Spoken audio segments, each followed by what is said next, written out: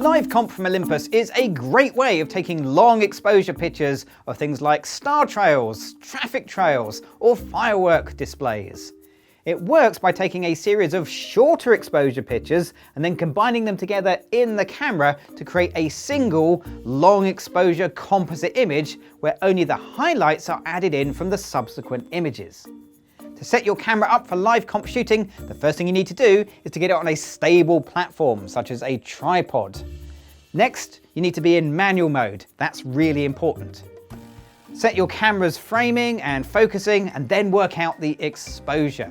So enter the ISO and the aperture and make a note of the shutter speed that gives you correct exposure. Dial your shutter speed down, keep going down, and if you are in manual mode, you'll get to live comp. Press the menu button and enter your exposure here, press OK.